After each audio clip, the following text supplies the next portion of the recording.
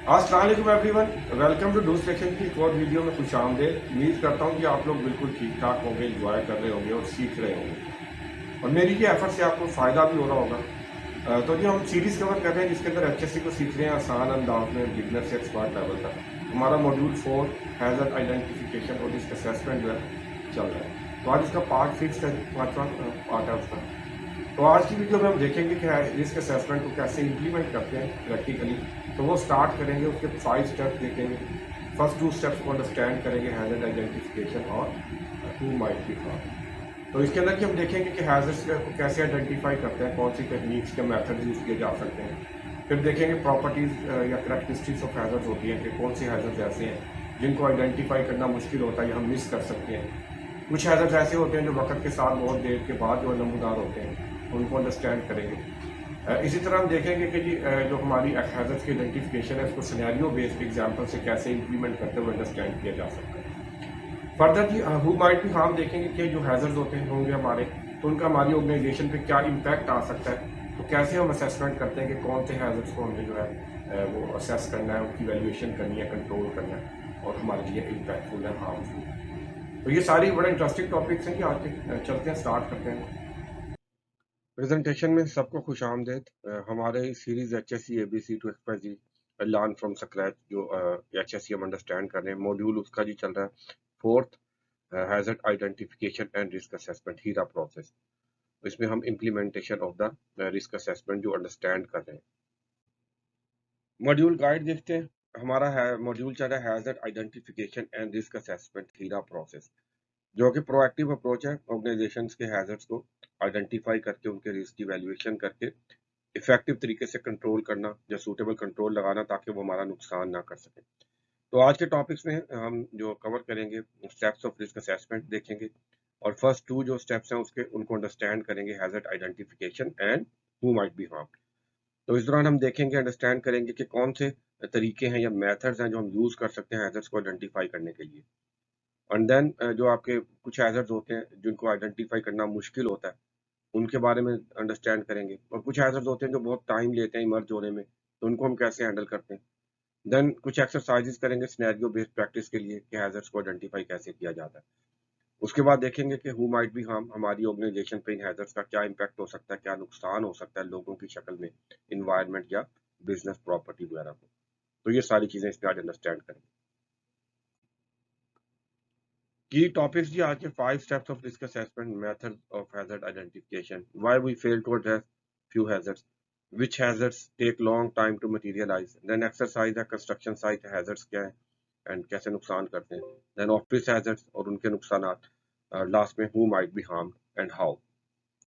Learning outcome जी module end तक आपको अंडरस्टैंडिंग होगी कि 5 स्टेप्स रिस्क असेसमेंट के कौन से हैं, फर्स्ट 2 स्टेप्स जो हैं वो क्या हैं, कैसे काम करते हैं, देन कौन से तरीके हम यूज करते हैं हैजर्ड्स को आइडेंटिफाई करने के, कौन कौन सी टेक्निक्स या मेथड हैं, एंड देन जो हैजर्ड्स होते हैं उनके हमारी ऑर्गेनाइजेशन पे क्या इम्प्लीकेशंस हो सकती हैं, हु माइट बी हार्म, किसको नुकसान होगा, पीपल हो सकते हैं, बिजनेस हो सकता है या इन्वायरमेंट हो सकता है। स्टेप्स ऑफ रिस्क असेसमेंट एक सिस्टमैटिक प्रोसेस होता है रिस्क असेसमेंट, जिसके कुछ स्टेप्स हैं, एक सीक्वेंस में होते हैं। सिस्टमैटिक तरीके से आपके हैजर्ड्स को आइडेंटिफाई करते हैं, उसके बाद रिस्क वैल्यूएशन और देन सूटेबल कंट्रोल लगाकर उनके जो नुकसानात हो सकते हैं उनसे जो है प्रिवेंट करवाते हैं, बचाते हैं। रिस्क असेसमेंट के 5 स्टेप्स जो हैं जी, फर्स्ट स्टेप है identify the hazard, second who might be harmed and how, इसको आप एस्टिमेट द रिस्क भी कहते हैं। थर्ड स्टेप है evaluation of the risk and introduction of the suitable control measures. Fourth step में जी record the significant findings of the risk assessment process. और fifth है जी review according to any changes. Identify the hazard first step है risk assessment process का, बहुत important है। Hazard any source of potential harm, जो आपका नुकसान कर सकता है, कोई भी ऐसा सोर्स, उसे हैजर्ड कहते हैं। और हैजर्ड्स को आइडेंटिफाई करना, ढूंढने के प्रोसेस को आइडेंटिफाई द हैजर्ड कहते हैं। ऑब्वियसली आप जितने अच्छे से अपने हैजर्ड्स को आइडेंटिफाई करेंगे, तमाम हैजर्ड्स को, तो तभी आप उनके जो कंट्रोल मेजर्स लगाकर उनके नुकसानात से अपने ऑर्गेनाइजेशन को, लोगों को, इन्वायरमेंट को बचा पाएंगे। नेक्स्ट है which hazards are difficult to detect, जिनको ढूंढना मुश्किल है या हम मिस कर सकते हैं, ऐसे कौन से हैजर्ड्स होते हैं। थॉट प्रोवोकिंग क्वेश्चन है, वीडियो स्टॉप कर सकते हैं, करंट नॉलेज टेस्ट कर सकते हैं, आप जवाब सोचें कौन से हैज़र्ड हैं जिनको ढूँढना मुश्किल हो सकता है या मिस हो सकते हैं। तो जी चलते हैं नॉट सीन ऐसे हैज़र्ड जिनको हम देख नहीं सकते स्पेशली वो सबसे जो है मुश्किल होते हैं आइडेंटिफ़ाई करना। देन जी कुछ हैज़र्ड्स ऐसे होते हैं जिनको हम देख भी नहीं सकते, स्मेल भी नहीं कर सकते, टेस्ट भी नहीं कर सकते, हम किसी तरीके से महसूस नहीं कर सकते, तो ये सबसे खतरनाक होते हैं जैसे कार्बन मोनोऑक्साइड गैस है। देन कुछ हैज़र्ड्स होते हैं जो कि कंडीशंस बेस्ड होते हैं, सर्कमस्टांसेस या कंडीशन से इमर्ज करते हैं, लाइक जैसे वाटर है 100 डिग्री पे बॉयल करता है, डिफरेंट केमिकल्स हैं रिएक्टिव होते हैं अगर वो आपस में मिल जाएँ, तो वो ऐसा केमिकल रिएक्शंस जो कि नुकसानदेह हो सकता है, आग लगा सकता है, एक्सप्लोजन्स कर सकता है, टॉक्सिक चीज़ें रिलीज़ कर सकता है। तो कंडीशंस बेस्ड जो हैज़र्ड्स होते हैं, उनको आइडेंटिफ़ाई करना भी डिफ़िकल्ट होता है। तो आइडेंटिफ़िकेशन अप्रोच जो होती है, उसको कैसे इफ़ेक्टिव बनाएँ? तो जी आपकी विजुअल इंस्पेक्शन जी सफिशिएंट नहीं होती।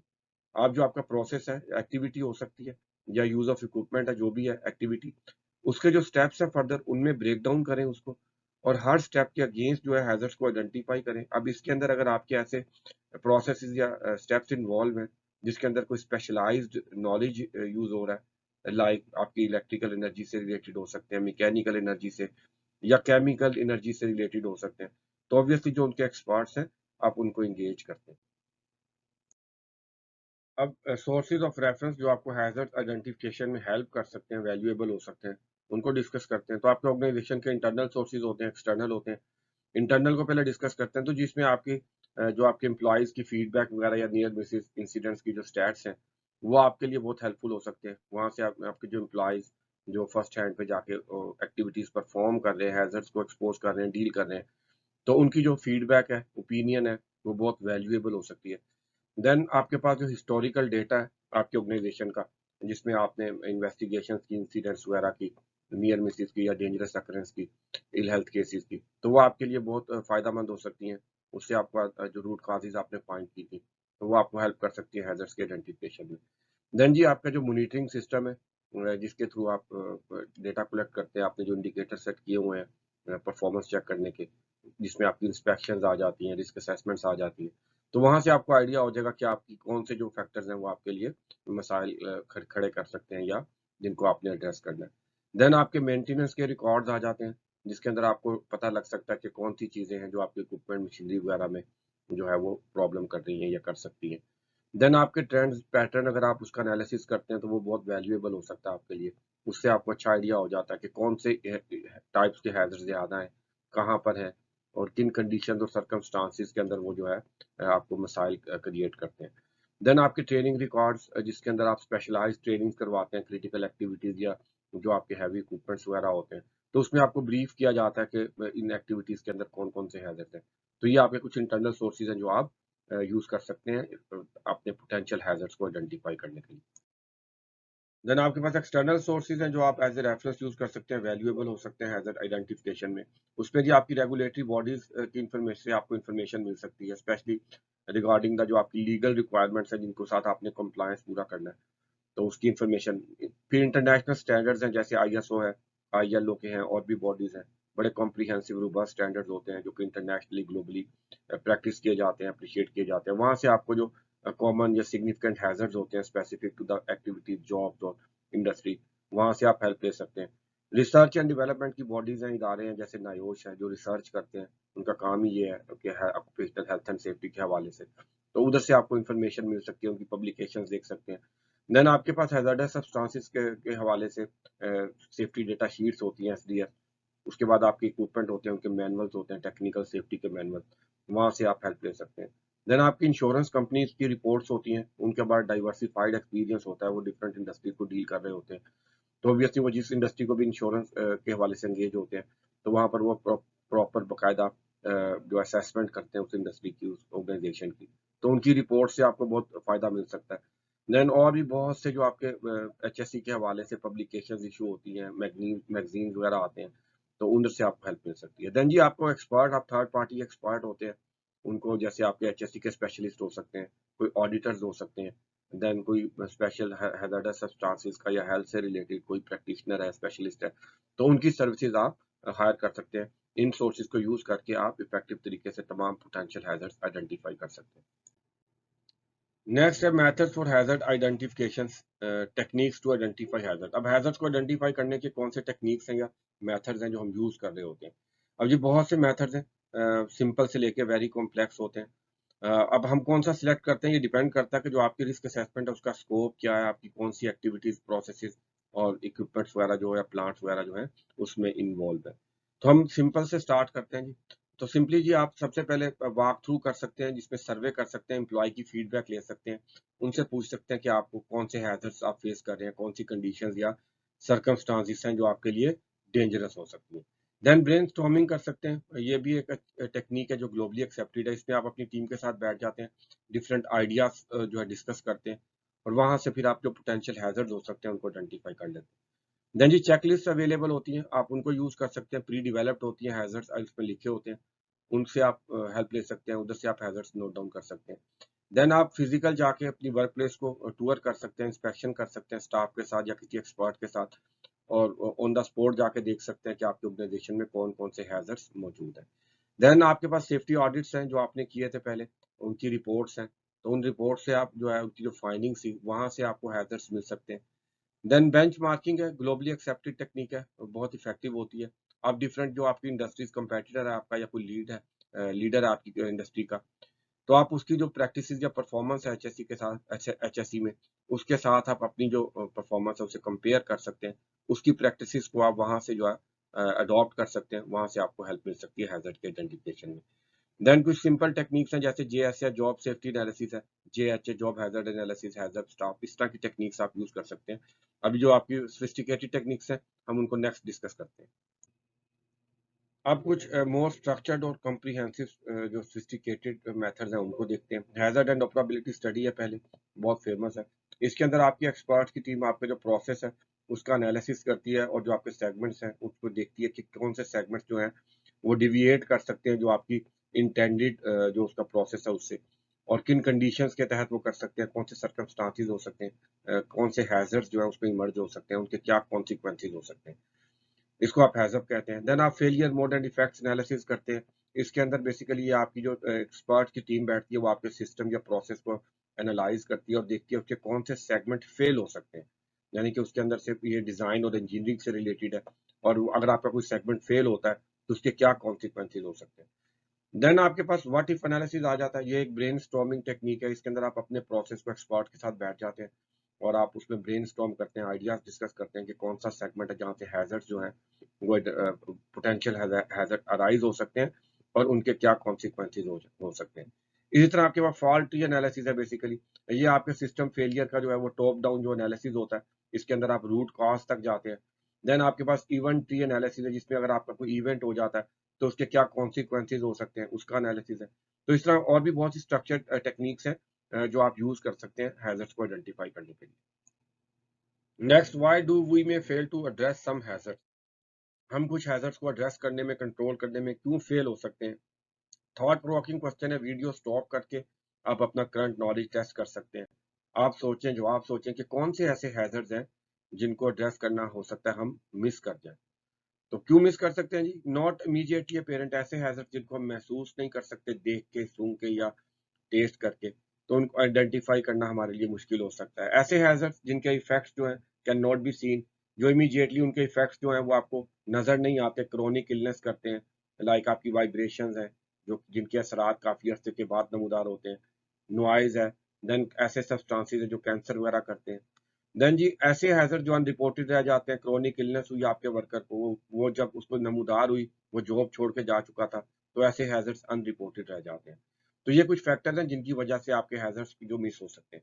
अब कैसे आप इनको काउंटर कर सकते हैं, तो ऑर्गेनाइजेशंस को चाहिए कि अपनी जो अंडरस्टैंडिंग है ऐसे हैजर्ड्स के बारे में जो उसके ऑर्गेनाइजेशन में मौजूद है लेकिन अपेरेंट नहीं है, उनकी अवेयरनेस होनी चाहिए, उनकी अंडरस्टैंडिंग होनी चाहिए। ऐसे हैजर्ड जिनके इफेक्ट्स जो है वो बहुत अरसे के बाद नमूदार होते हैं या जो रिपोर्ट होने से मिस हो सकते हैं, तो ऐसे हैजर्ड्स के बारे में अच्छी अंडरस्टैंडिंग डेवलप करके हम इनको इंक्लूड कर सकते हैं या आइडेंटिफाई कर सकते हैं।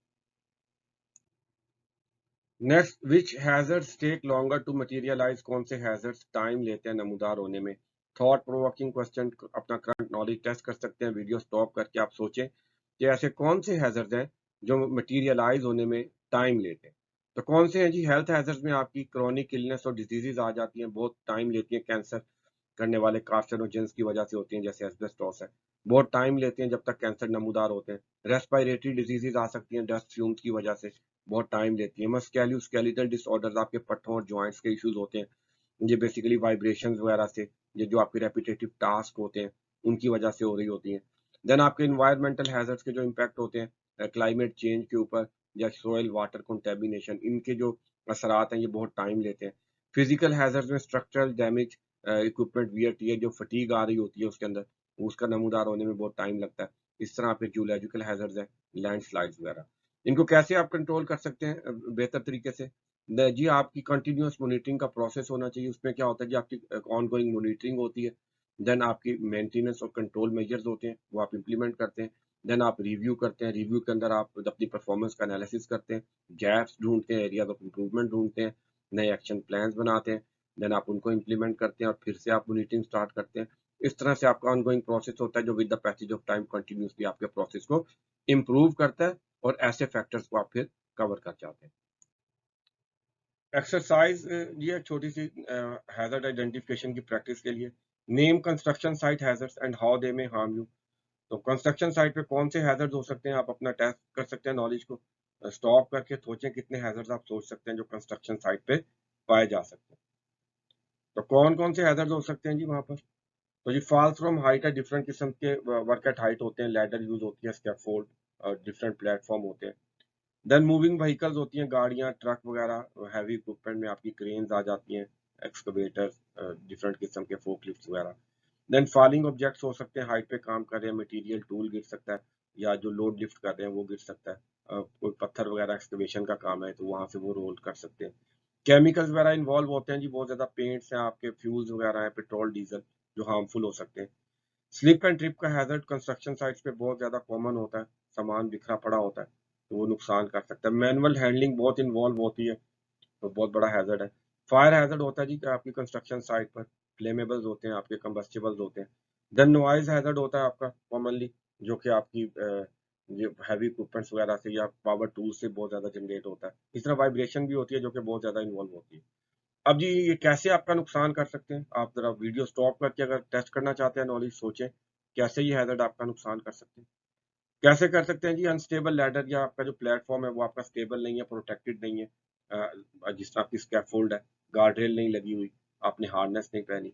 देन व्हीकल है जी, वो स्ट्रक कर सकती है किसी स्ट्रक्चर से, स्कैफोल्ड से, आपसे, तो उससे नुकसान हो सकता है। टो बोर्ड नहीं लगाया आपने स्कैफोल्ड पे, आपका सामान नीचे गिर रहा है। देन जी केमिकल स्पिल कर गया आपका, उसकी वजह से आपका नुकसान हो सकता है। वाटर स्लिप, वर्कर जो है वो स्लिप कर गया, स्लिपरी फ्लोर था, पानी गिरा था या केमिकल गिरे थे, उससे उसका नुकसान हो सकता है। बैक पेन, मैनुअल हैंडलिंग की वजह से आपको मस्कुलोस्केलेटल डिसऑर्डर या बैक पेन वगैरह हो सकती है। देन जी स्मोकिंग की वजह से अगर आप गलत जगह पे कर रहे हैं तो हो सकता है आग लग जाए। देन जी आपकी हेयरिंग प्रोटेक्शन जो है उसका नुकसान हो सकता है आपको, हाई नॉइस की वजह से। अब ऑफिस के अंदर कौन कौन से हैजर्ड हो सकते हैं उसको आइडेंटिफाई करते हैं और कैसे वो आपका नुकसान कर सकते हैं। आम ऑफिस के अंदर जी स्लिप ट्रिप हैजर्ड हो सकता है, मैनुअल हैंडलिंग का काम होता है, इलेक्ट्रिसिटी यूज हो रही है। देन जी फायर लग सकती है, may be electrical short circuit की वजह से। डिस्प्ले स्क्रीन इक्विपमेंट कंप्यूटर वगैरह बहुत यूज होते हैं तो उसके भी हार्मफुल इम्पैक्ट्स होते हैं। क्लीनिंग केमिकल्स है जी आपके यूज हो रहे हैं, उसका नुकसान हो सकता है। वर्क इक्विपमेंट छोटा मोटा जैसे पेपर श्रेडर होता है, प्रिंटर्स होते हैं, स्टेपलर वगैरह, इनसे नुकसान हो सकता है।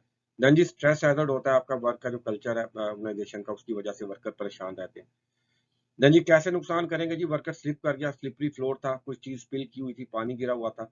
स्ट्रेन स्प्रेन हो सकती है, मैनुअल हैंडलिंग की वजह से कोई नुकसान हो सकता है। जनाब इलेक्ट्रिसिटी की वजह से, ओवरलोडेड की वजह से शॉर्ट सर्किट हो सकता है जिससे आग वगैरह लग सकती है। देन आपका डिस्प्ले स्क्रीन इक्विपमेंट की वजह से आपको मस्कुलोस्केलेटल डिसऑर्डर्स हो सकते हैं। क्लीनिंग केमिकल की वजह से आपको स्किन के कोई मसाइल, इरिटेशन वगैरह हो सकती है। वर्क इक्विपमेंट पेपर श्रेडर के बीच में आपका उंगली आके उसका नुकसान हो सकता है। देन स्ट्रेस की वजह से जी आपको एंजाइटी और डिप्रेशन वगैरह हो सकते हैं। नेक्स्ट टॉपिक है हु में B harmed and how. Risk assessment process का ये दूसरा स्टेप है। इसमें हमने देखना है, एस्टिमेट करना है कि किन लोगों को जो है हैजर्ड्स की वजह से नुकसान हो सकता है। तो इसमें आपके एम्प्लॉयज आ सकते हैं, विजिटर्स, कॉन्ट्रैक्टर्स आ सकते हैं, सब कॉन्ट्रैक्टर, सेल्फ एम्प्लॉयड, गेस्ट वगैरह, टेस्ट पासर, पब्लिक के लोग, और चिल्ड्रन अगर सराउंडिंग में मौजूद है। देन जी हाई रिस्क एम्प्लॉयज होते हैं जिसमें लॉन वर्कर्स आ जाते हैं, लॉन वर्किंग नहीं होनी चाहिए, इनके पास फर्स्ट एड या सुपरविजन भी नहीं होती। Then at risk of the violence, ऐसे काम जिसमें वायलेंस का खतरा होता है, कैश हैंडलिंग हो सकती है, सिक्योरिटी के इश्यूज हो सकते हैं। देन जी यंग और एल्डरली लोग जो होते हैं वो हैजर्ड्स को ज़्यादा प्रोन होते हैं। इसी तरह जो डिसेबल्ड या स्पेशल पीपल होते हैं, उनकी भी रिएक्ट करने की जो क्वालिटीज़ होती हैं, एबिलिटीज़ होती हैं, वो नहीं होती या कम होती हैं। तो आप ये सब लोग होते हैं जो कि हाँ नुकसान में आ सकते हैं हैजर्ड्स की वजह से। तो क्या नुकसान हो सकता है जी? ब्रोकन बोन्स, हड्डियाँ टूट सकती हैं, कट इंजरीज़ आ सकती हैं, मसल्स, जॉइंट्स के इश्यूज़ हो सकते हैं, क्रश हो सकते हैं बिटवीन 2 ऑब्जेक्ट्स, देन इलेक्ट्रोक्यूशन या शॉक्स के हैज़र्ड होते हैं, नुकसान हो सकता है, बर्न्स हो सकते हैं, इरिटेशन हो सकती है, कोई बीमारी हो सकती है, हेल्थ इश्यूज़ हो सकते हैं, इन्फेक्शंस, मस्कुलोस्केलेटल डिसऑर्डर्स या रेस्पिरेटरी इश्यूज़ या क्रोनिक कैंसर वगैरह इस तरह के इश्यूज़ हो सकते हैं। टॉपिक्स कवर किए जी, समराइज़ करते हैं क्या जो हमने अंडरस्टैंड किया। तो सबसे पहले हमने हैज़र्ड आइडेंटिफिकेशन के जो सोर्सेज़ ऑफ इन्फॉर्मेशन यूटिलाइज़ हो सकते हैं, वैल्यूएबल हो सकते हैं, इंटरनल और एक्सटर्नल। इंटरनल में जी वर्कर फीडबैक ले सकते हैं, हम देखा हमने आपकी जो ऑर्गेनाइजेशन का हिस्टोरिकल डेटा होता है, देन आपकी मॉनिटरिंग वगैरह का डेटा रिपोर्ट्स, मेंटेनेंस की रिपोर्ट्स, देन एक्सटर्नल में जी आपके पास रेगुलेटरी बॉडीज आ जाती हैं, इंटरनेशनल स्टैंडर्ड्स आ जाते हैं, इंश्योरेंस कंपनीज आ जाती हैं, मैनुअल आ जाते हैं, मैन्युफैक्चरर्स की डेटा शीट्स आ जाती हैं, सेफ्टी डेटा शीट्स और टेक्निकल और सेफ्टी मैनुअल फॉर इक्विपमेंट आ जाते हैं। इसी तरह जी आप थर्ड पार्टी कोई एक्सपर्ट हायर कर सकते हैं जो कि आपको हेल्प आउट कर सकता है। Then methods of hazard identification देखें, बहुत सिंपल से लेके कॉम्प्रिहेंसिव एंड कॉम्प्लेक्स तक, जिसमें ब्रेनस्टॉर्मिंग, चेकलिस्ट, हिस्टोरिकल डेटा जैसे एंड हैजर्ड की टेक्निक्स शामिल थी।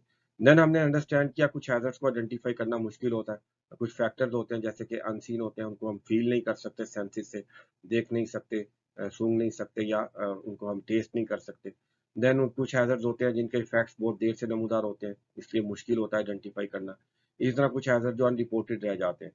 हमने फिर देखा जी कुछ लॉन्ग टर्म हैजर्ड होते हैं जिनके इफेक्ट्स बहुत देर से नमूदार होते हैं, लाइक आपके हेल्थ हैजर्ड होते हैं इसमें, क्रोनिक डिजीजेज, इन्वायरमेंटल हैजर्ड और फिजिकल हैजर्ड्स आ जाते हैं।